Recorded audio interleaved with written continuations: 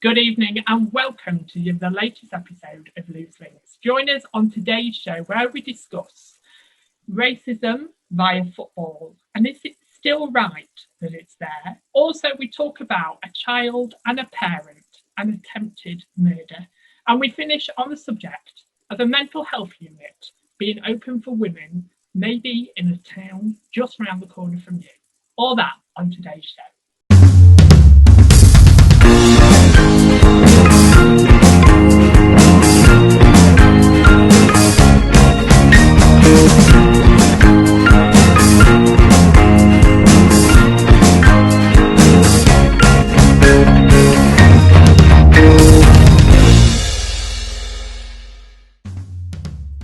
Hello, welcome to Loose Linc. Thank you for joining us. Keeping me company this next hour with fiery hot debate is Vicky Pearson, Mandy Stannard, and Sam Hitler. As we discuss on today's show, racism via a manager and football, is it still right that is acceptable in the world of football? Also, we discuss a topic about a parent of a 41-year-old man with attempted murder of his child. But actually, should we be looking at the system and helping parents out that little bit more than putting blame? And we finish on the topic this evening of a mental health unit being opened for women. But my question is, are women still favoured more than men when it comes to mental health? All that and a lot more on this week's Loose Linc. Good evening, Bono! Hi, everybody. How are we all doing? Good. Yeah, welcome to the show. First of all, Sam, welcome to the Loose Linc's family. This is your first show. Good evening and welcome. Thank you very much. Don't worry, we'll guide you through it. We'll take you through it. Bad situation again this week. We haven't done polls, so I will do a live video tomorrow revealing the polls of your results. There are some quite fiery comments, so they will be said tomorrow night at some point on the live show, so I'll make sure that happens. Guys, as you know, I briefly talked about at the beginning of the show what we're talking about today, but I want to throw in a topic with you guys that have made me angry. So, first of all, we're going to wave to the town of Lincoln. Good evening, Lincoln. As we talk about you this evening a little bit, I was walking through the centre of town 2 days ago, and I was just on a walk, just walking through the centre of Lincoln, and there was a table right outside Wilkinson's that said, on a sign on the front of it, COVID is a hoax, come and tell me I'm wrong. I was absolutely fuming at this.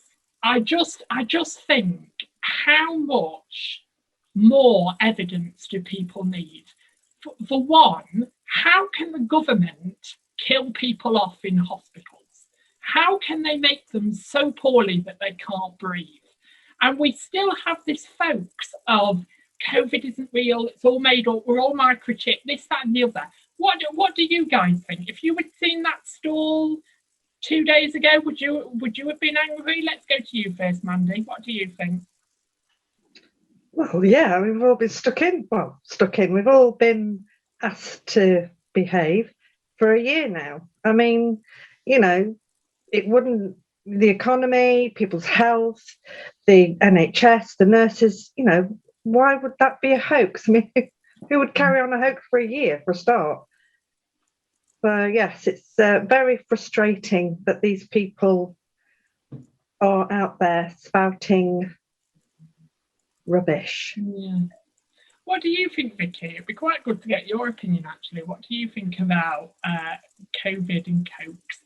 Well, I mean, there's a couple of aspects on this. I think, first of all, I'm amazed how much faith they have in the government, that they're mentally capable and actually have the ability to pull off such a giant hoax worldwide. I mean that in itself, if you rule that out, you know, let's look at the other evidence out there.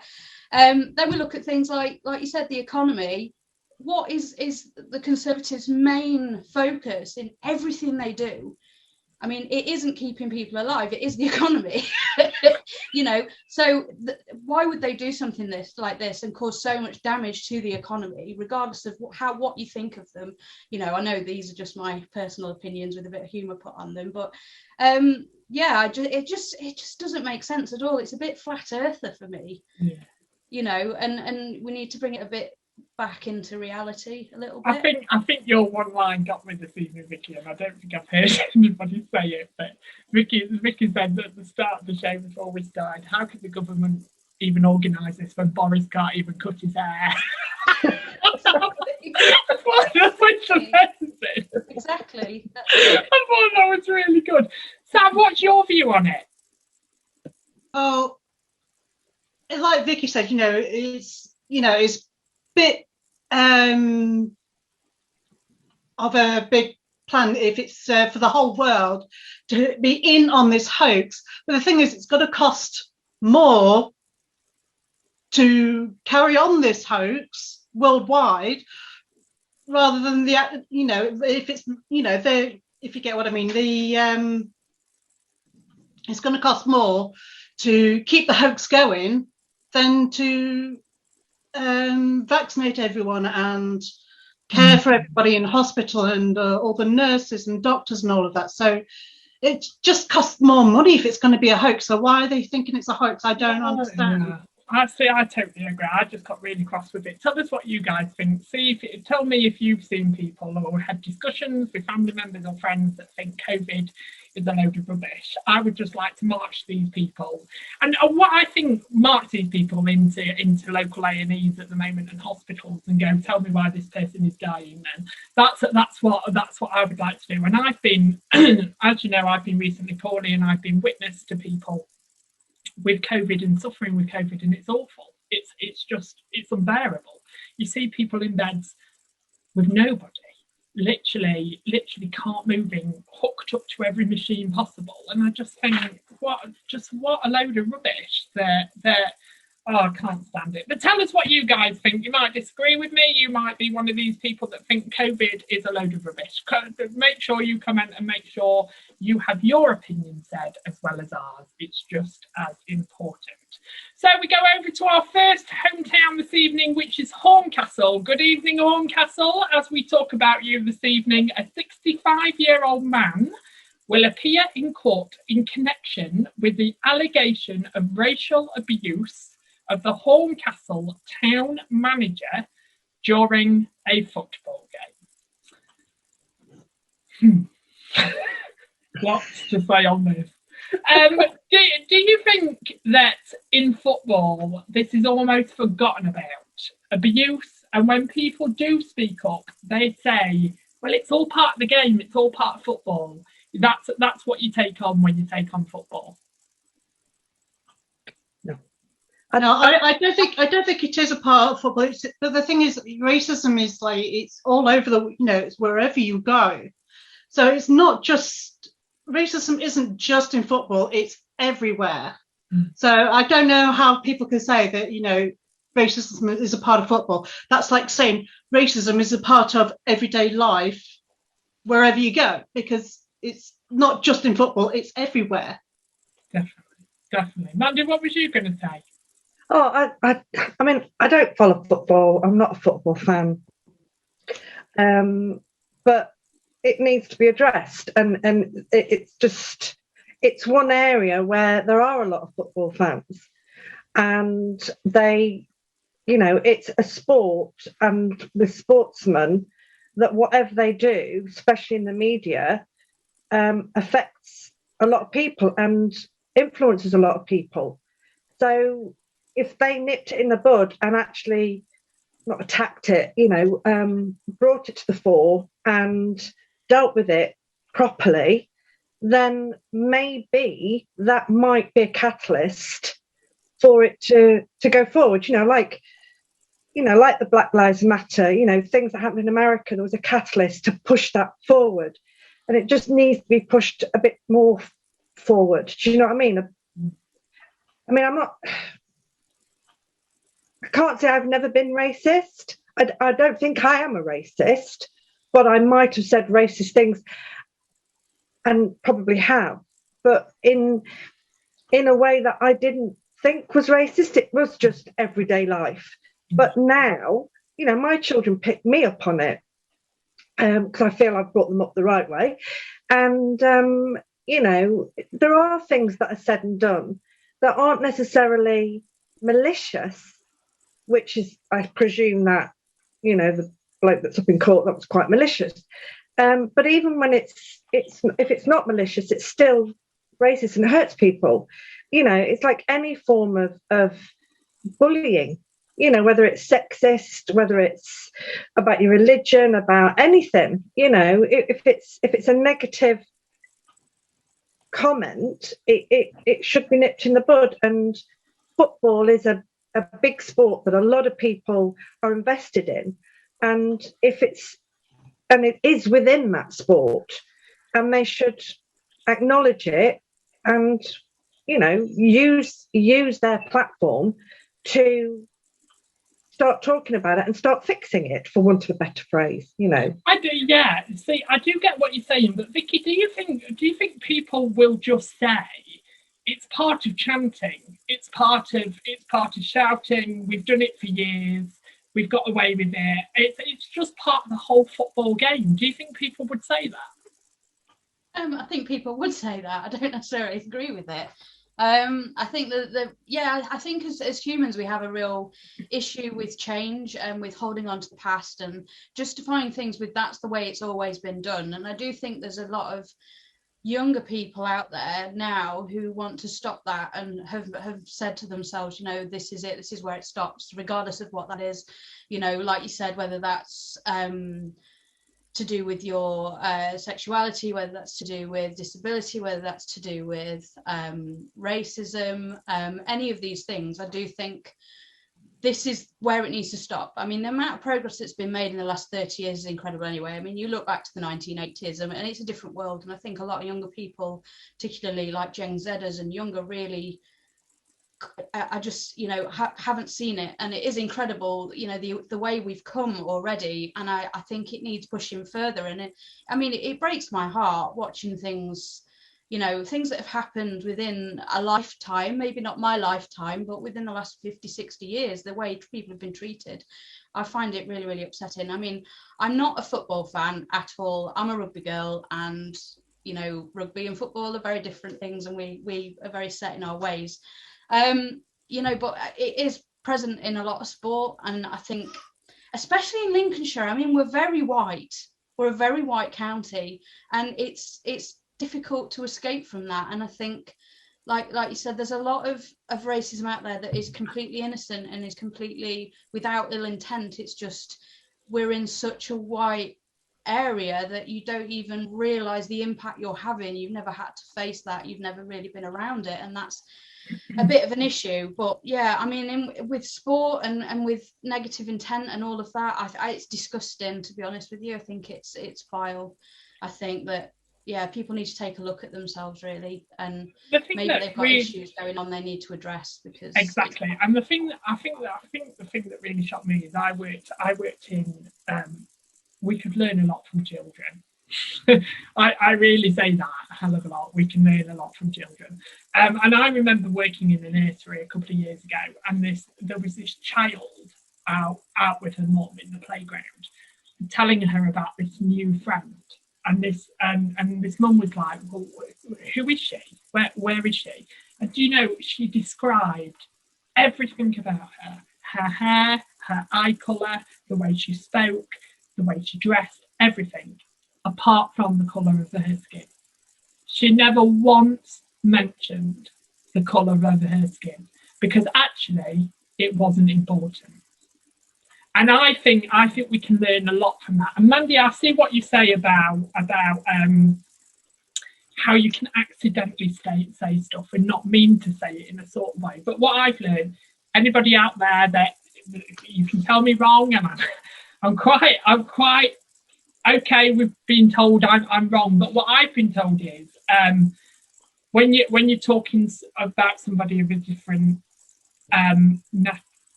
a different culture to yours, that's what I'm trying to say, different culture to yours, people like to be called people of colour.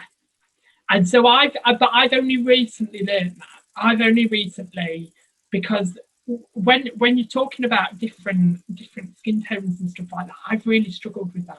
I've really struggled with that in the past on what's the appropriate word to say. And it's only off Loose Women that I learned that women of colour like to be called a person of colour. That's what I've learned in the recent weeks. But if you're out there and I'm wrong, I'm quite happy to hold my hand up and take the blame for that. But moving on, I'm going to bring up something you brought up, Mandy, with the whole Black Lives Matter, which has been massive over the last couple of years, and thank goodness it's turned into something massive at last. I think it should have happened years ago, to be honest. Does it get to you when people say, but also white lives matter too? Yeah. Go on, Vicky. Tell us what you think about that. Well, I mean, I'm very involved in a lot of different circles and campaign groups and things. It's just something I don't know. I'm just keen on learning more and educating myself and accepting that, you know, I'll always try my best, and when I know better, I'll do better. And I think that's a way you should go by with any of these things. You know, don't take it personally if you've done anything wrong. But yeah, I mean, I can't understand what a black person has gone through in their life, or a person of colour has gone through in their life. I cannot understand that. Does it mean that I have had a privileged life? No and yes, because I haven't been singled out for the colour of my skin. I've been singled out for many things, but the colour of my skin has not been one of them, you know, and that is a privilege that I have, and that I have an option to make use of, or I have an option to make it a problem for other people. And, you know, those are the choices that you have, really. And I get it. I mean, it's really difficult, you know, to understand, and I think that's the fundamental problem. It's very hard for white people to understand racism due to skin colour, and a lot of people find it offensive, like they're being attacked, like they're being blamed for what's gone on, that it's them, it's, you know, it's not the generations before, and it's nothing to do with that. There is still a problem.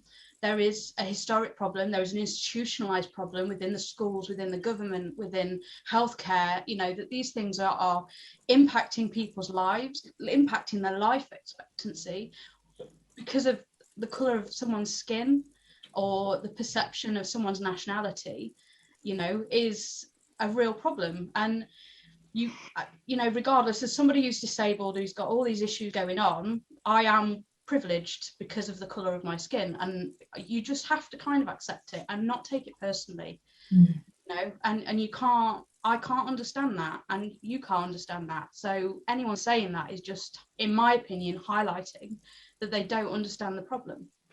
Mandy, do you think though, when it comes to Black Lives Matter and all of that, when people say, or like white lives matter too, that actually we haven't had to fight to be accepted. We haven't had to stand at the front and say, listen to me, I'm still important. So does that really annoy you when people say, well, actually white lives matter too? Well, when it first was out there, I hold my hand up, and I was one of those. Well, white lives matter as well. Oh, and it's my children, my children, not only as in, not that, oh, I matter. It was like, what I meant was, in my eyes, every person matters, whatever colour skin you are. But my children put me straight, told me what I was just about to put you straight. Told me literally, you know, sort of what it was meant by that. And I'm like, oh yeah, Black Lives Matter, not every, but because it does mean every life matters. It's not that, it's not white lives don't matter. That's not what they're saying. So, you know, and I put something on Facebook earlier about what's happening today in the media. And a friend of mine popped up, well, an old friend's sister, somebody I used to go to school with. And my comment to her was, you know, they're a family of colour, and this is going back to infant school, junior school, senior school. And I just said to her, I said, I could never understand or know how you feel or how you have felt. But, you know, and I don't want to use the word just because it's not just, but they, you know, it was Graham's family. It was my mate's family. Colour didn't come into it. So I suppose all my life, colour has never come into it. So I didn't understand what Black Lives Matter meant at the time. Because to me, of course it does, you know? So yes, it doesn't, it is frustrating now when I hear that. I think, oh, but White Lives Matter. And it's like, I'm not saying Black Lives Matter is not saying white lives don't matter. See? Well, the thing is, as well, I think that's what they're saying. Yeah, and I think my taking it on a different. We talked about it on different aspects here just now. Basically, Vicky talked about disability within that as well, and there's disability and acceptance in that. And there's a little bit of. I seem to bang on about it quite a lot at the moment, but that's the same in the LGBT world. And I think my eyes were opened, and I don't want to go too much into it because we spoke about it last week, but my eyes were opened when I watched It's a Sin on the telly. Because because I remember I used to have a friend who I don't have a friend with now, and for me, Pride has changed over the years. So Pride was once a time where I wasn't created, I wasn't even thought about. There once a time where it was a stand for fight. Look at me, this is me. I want to be accepted for who I am. And I had this disagreement with somebody because I was like, Pride isn't about that anymore. Pride isn't about the fight, the stand. And there still is, don't get me wrong, I'm not saying it's completely gone, but the aspects of you're still killed in different countries for being gay, you're still executed, you're still this, that, and the other. But my argument to that person is we're not in that country. And we're not here. Pride isn't about, for me anymore, accept me. Because I feel like when I've watched it now, I think I've had it easy being gay. I've had it really easy being gay, coming out, being able to tell people, not hide away from it and stuff like that, where back in the 80s, it was a hell of a different story. But my argument is that fight isn't there anymore. So don't put the fight there when it's not there, when it's not needed anymore. Do you, Sam, feel that you've had difficulties in the past with disability and being accepted in today's world? I've found with my disability in that before my body decided to give up on me, I was all over the place. I used to work like 30 hours a week. I was a single mum. I used to keep house clean. I used to go skating. I used to go to the gym, and I was all over the place. And then my body started giving up, and it stressed me out quite a lot. And I found that just trying to just dealing with the benefit system, that's something that I'm still dealing with them now, trying to sort things out now. But just dealing with the benefit system, that felt like that they didn't care at all. And also I found that when my life slowed down, my friends, my so-called friends, they started drifting off.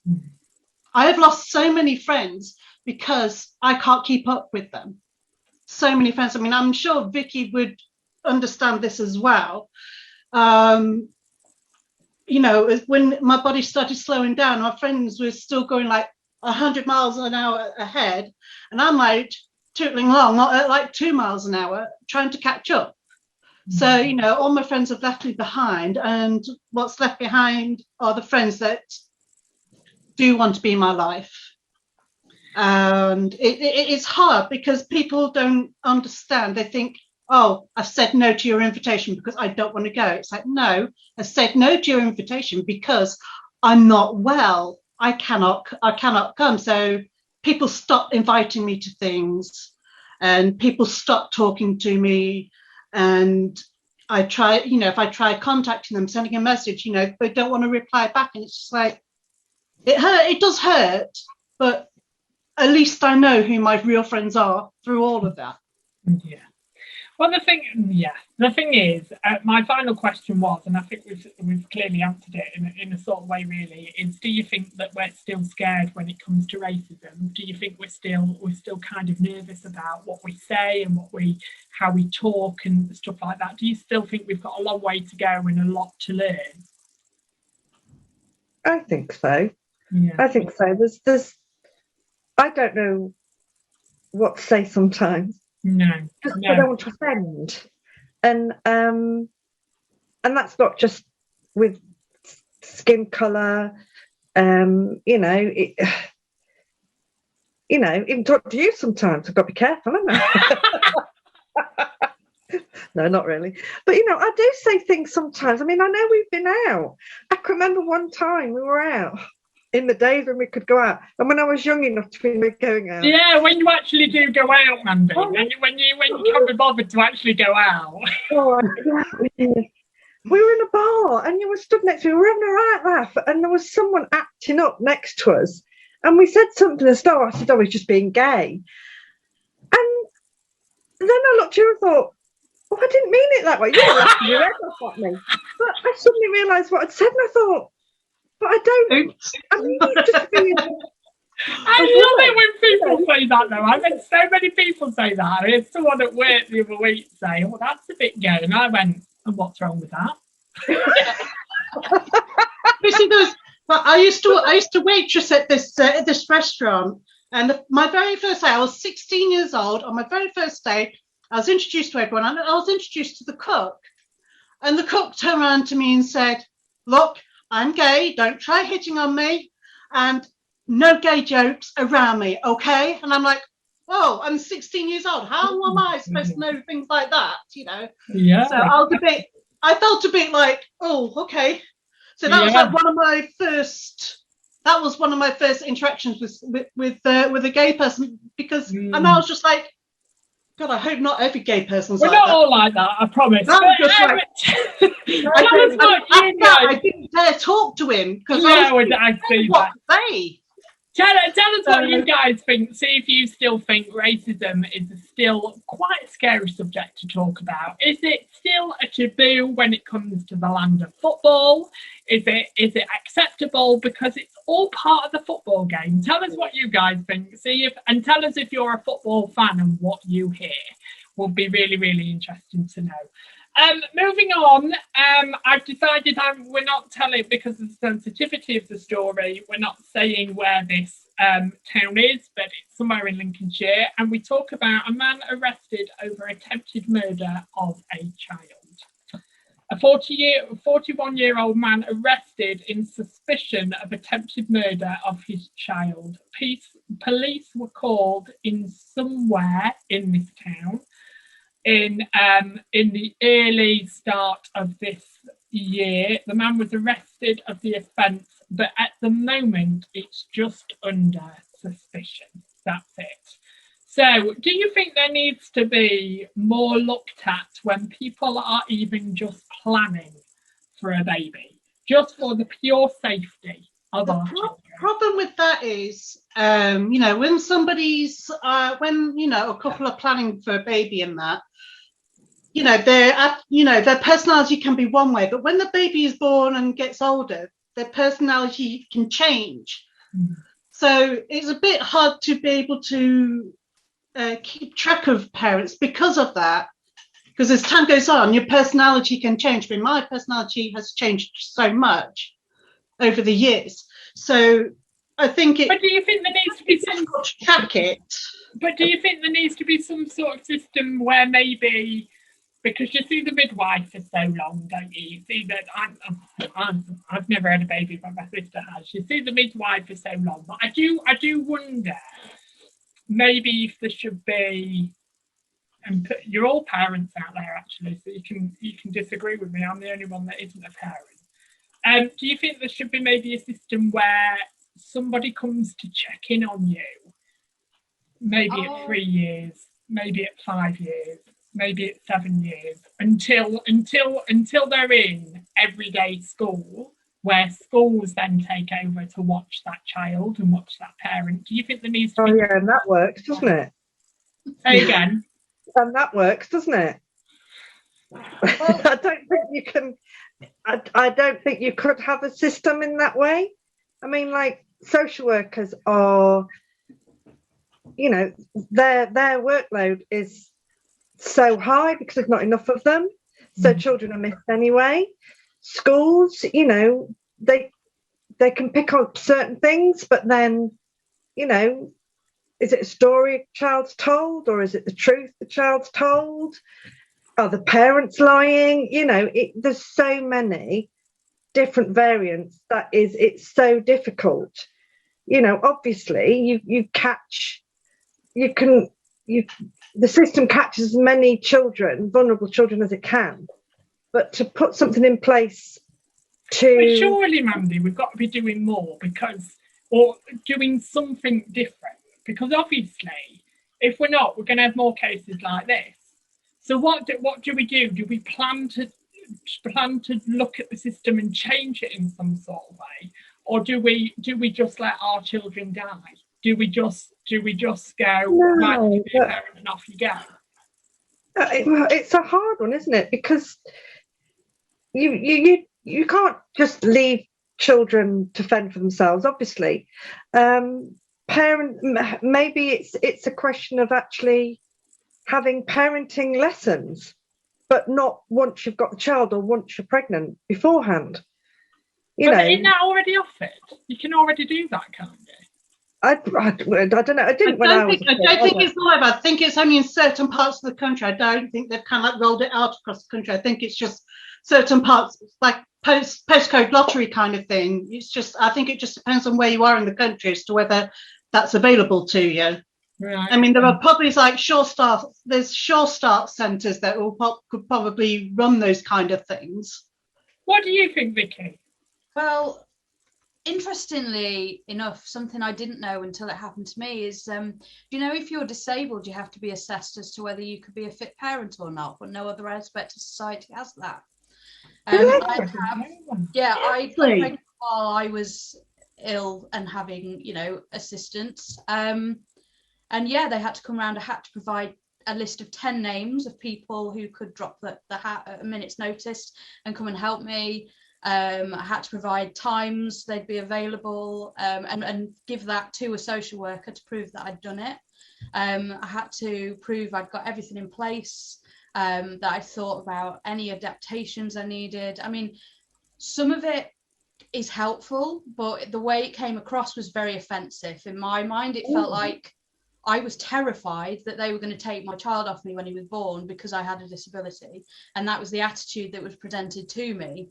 And so I have a bit of a bitter taste when you hear of these things, and, you know, and a lot of people say, oh, there's no funding, there's no ability for that. I mean, one, there is funding, it's just choosing what to spend it on and what's priority. And, you know, I think COVID's taught us one thing, and that's that there is money if it's needed, and it can be spent on certain things if needed.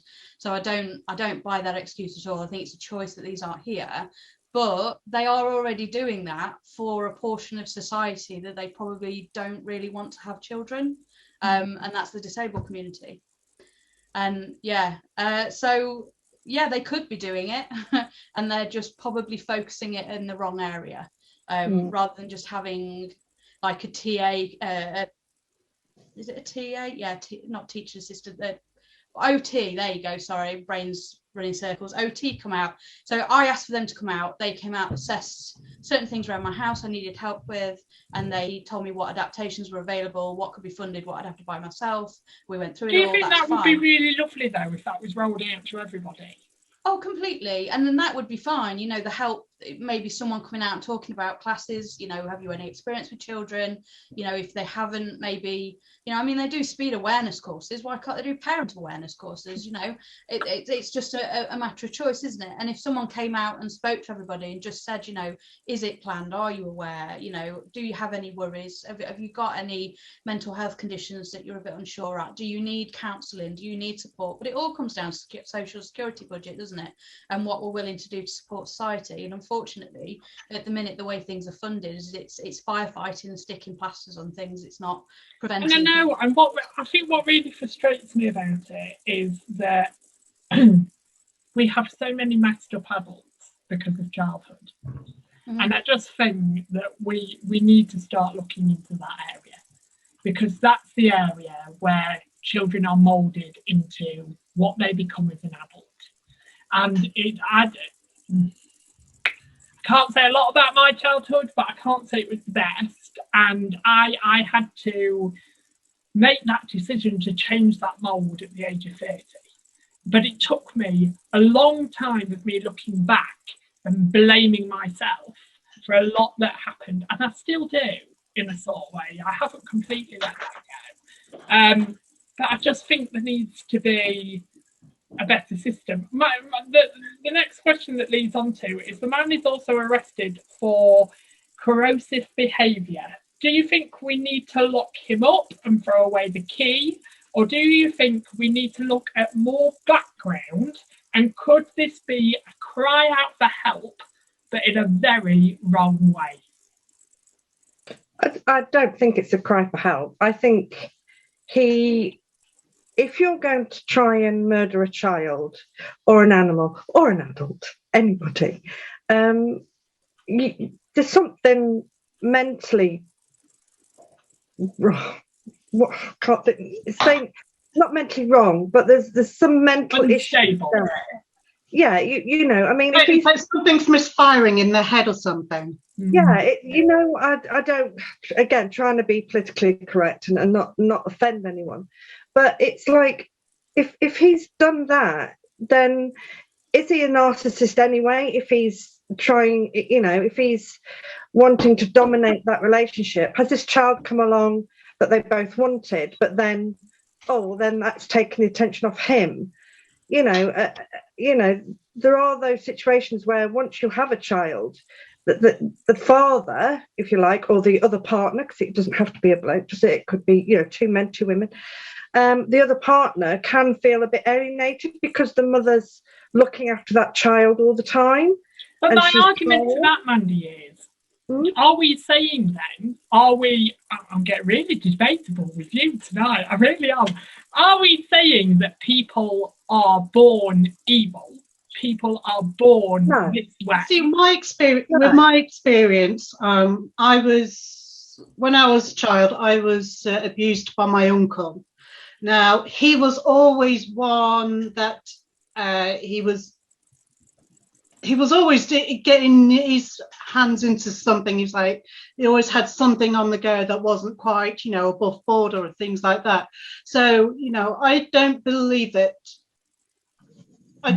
he could ever, you know, change. I think that's how he was born, because he wasn't you know. So you don't think it was anything to do with his upbringing? No, because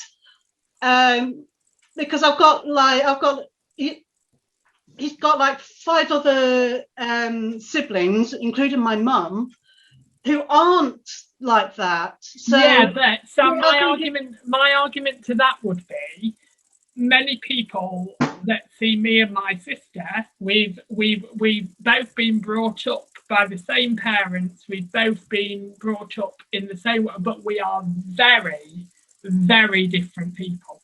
And that could be the argument to anybody out there. So you could have. Well, I feel like that he's probably not. You know, he would have been taught right from wrong, because, you know, obviously abuse of any kind is wrong, and I think it's a case of, you know, when people have been brought up, they know what's right and what's wrong, and I think some people just enjoy doing the wrong. Sometimes, you know, I feel like they get a kick out of it or something.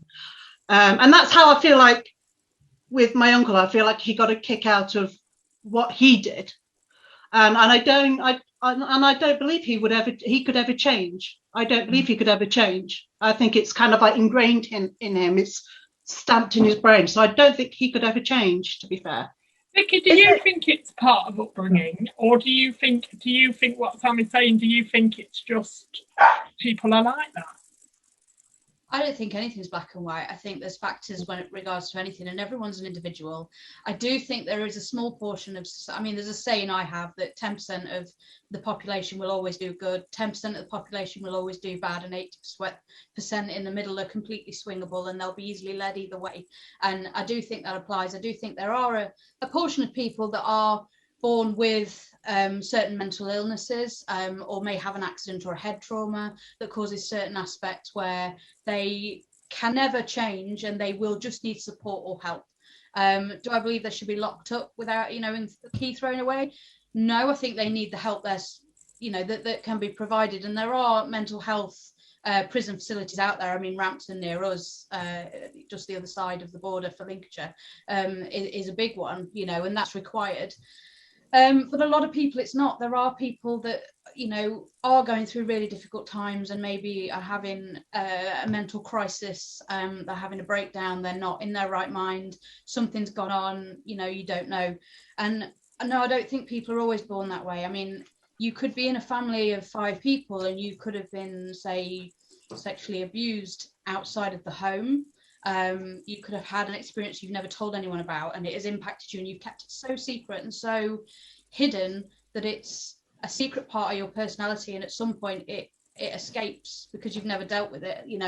I mean, I grew up in a very, very difficult situation. I do have complex PTSD, which is a result of a lot of stuff that happened when I was younger.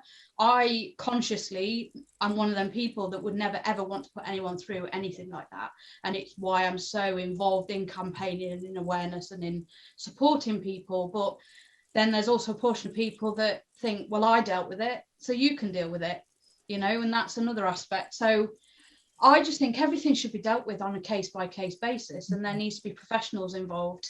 And, I think it's easy to have an opinion, but I do think the proper professional assessments, unbiased assessments and support that can be offered, it is offered, whether that is, a mental health prison or whether that is rehabilitation and a serious, stint in a mental health facility of some kind. But also there needs to be a help system, a system in there for the victims as well. Because there was never anything around for me. This was gone back in the 90s now.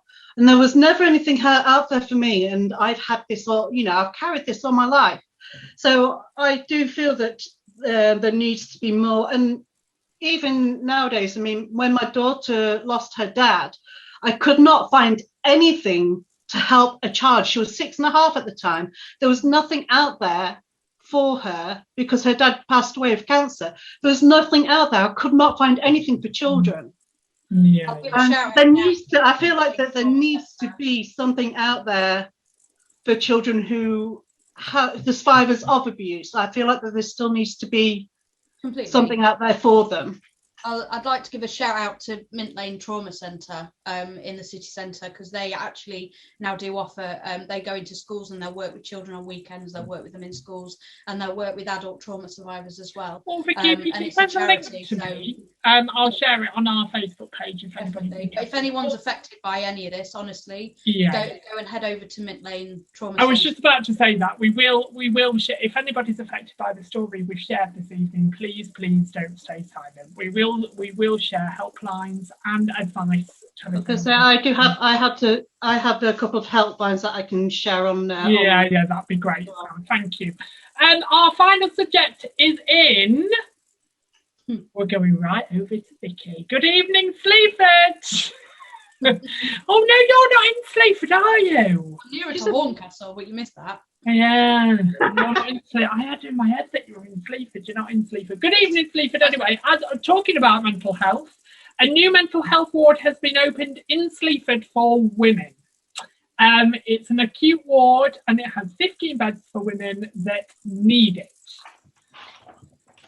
My first question is, do you feel, even in the year of 2021, and we're discussing more and more about men's mental health and speaking up and men speaking up, that women are still more favoured when it comes to mental health?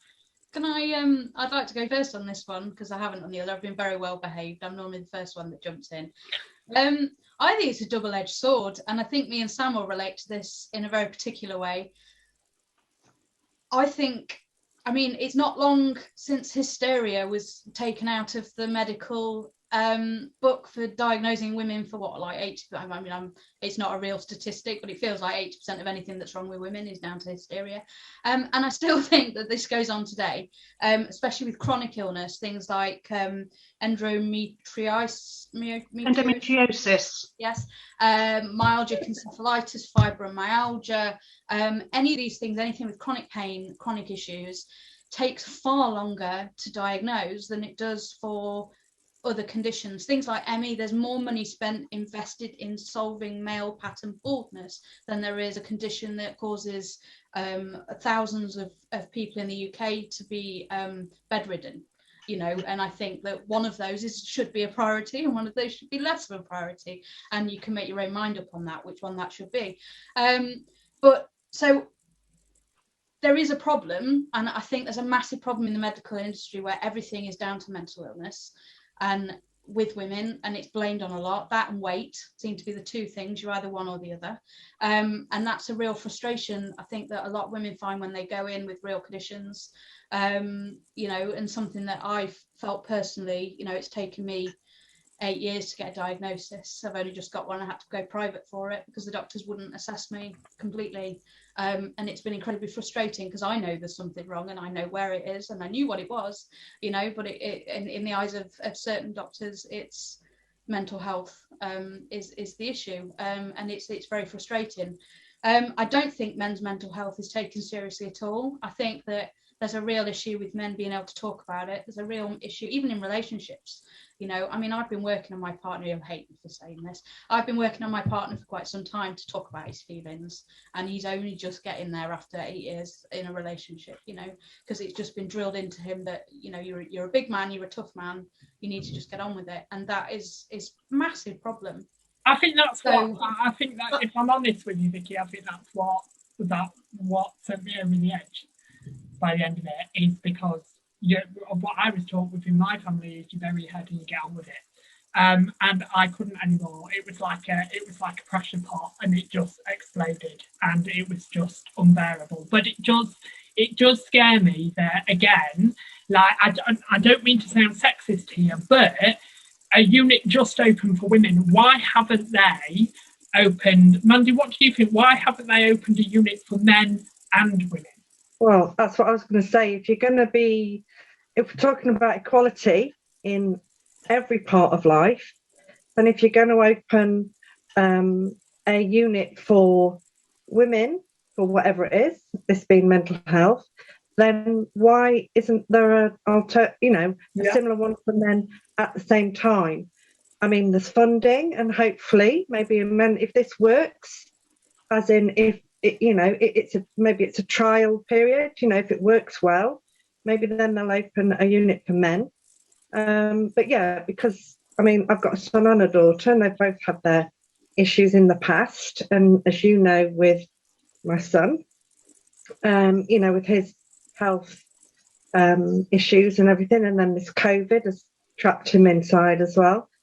You know, he feels quite strongly about men's issues, as he should, because he's a man. So I hear from all sides of it, and I sort of do think there was what a couple of friends have said to me, you know, with certain issues, you know, it's because the majority of it is women, like domestic abuse. The majority is men abusing women.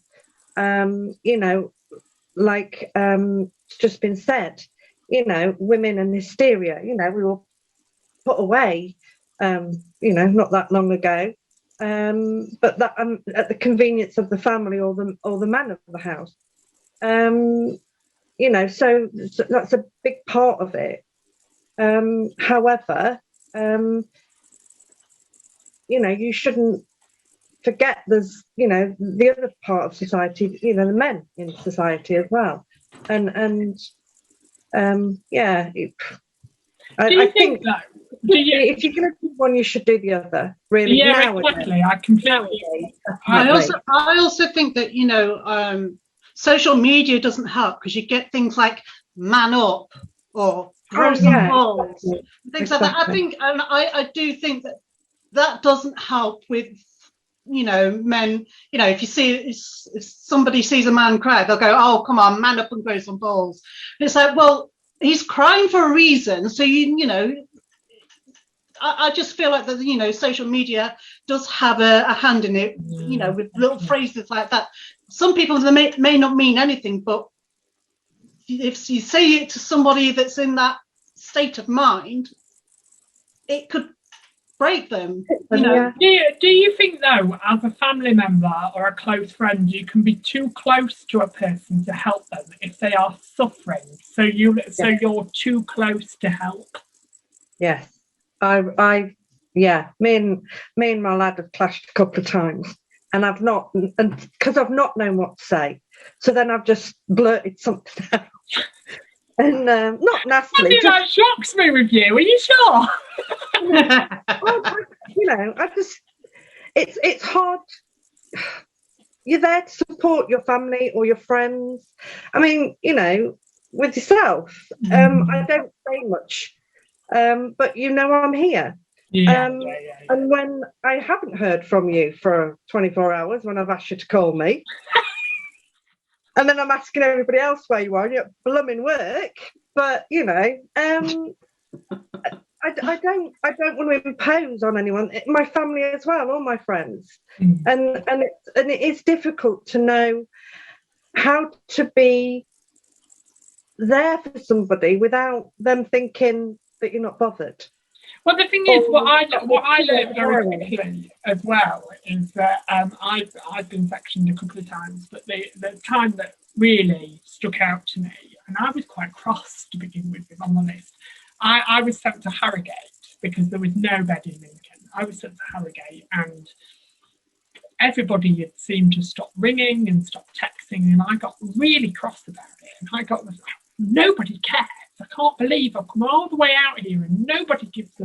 I didn't even know you were there. Flying rubbish about me of what's going on and what's happening and stuff like that. But all of my close-knit friends basically said, we need to back off. Because, and I didn't realise this until I came home, but I was relying more on them than the actual professionals around me.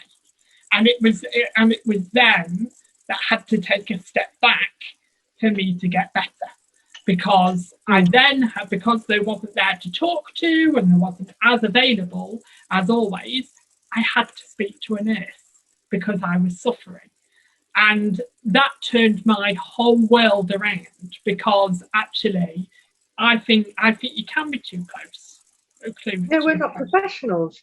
We're not professionals. I just feel all we can do is be there. Whether it's a shoulder to cry on, a face to slap, a stomach to punch, or something to have a drink with. Do you know what I mean? Exactly. It's not literally, obviously, but you know what I mean. You're just there for your friend or your family. You're not the therapist. It's hard. Completely agree with that. You don't want to be. You want to help, but sometimes trying to help makes things worse. It doesn't help yourself. I mean, I've always been there, and I've always said to people, if you ever need someone to talk to, and I'm usually a person people look to for that. I'm kind of known for getting through difficult situations, but I ended up on literal suicide watch for 3 friends at once, and it was so stressful and so difficult, because I said to them, 2 a.m, 3 a.m, you call me. You do not go through this on your own, you call me. And it took a counsellor myself to tell me, you need to stop this, because you want to be there. There's only so much you can take, Vicky, that's the thing. You know what they're going through, and you want to make sure that they don't do it alone, because some of us have been through it alone, and that's you horrible. Want to be a fixer. You want to fix it. Almost. A massive. I'm such a fixer. I'm a massive fixer. Yeah. And a couple of my friends fell out with me for it because I ended up putting them in touch with counsellors who were, either affordable or charity based or whatever, to try to help them. And it is very difficult because then they felt that I'd abandoned them, but I hadn't. I was trying to get them the right support that they needed and also protect my mental health and my physical health at the same time. Let us know out there what you guys think of the world of mental health. Do you think it's a bit sexist that they're focusing on still one sex? Do you think men's mental health is still something shoved under the carpet and needs to be talked about a lot more? Let us know about your experiences and all of that. Guys, what a show! Wow, it's been very, very, I feel like it's been heavy but good debate tonight. Do you know what I mean? Like something we've really got our claws into. And Mandy, I've got to say thank you for being the first here and turning up. Waiting for us and all that. Mandy turned up late yet again. I was the first one here. I thought,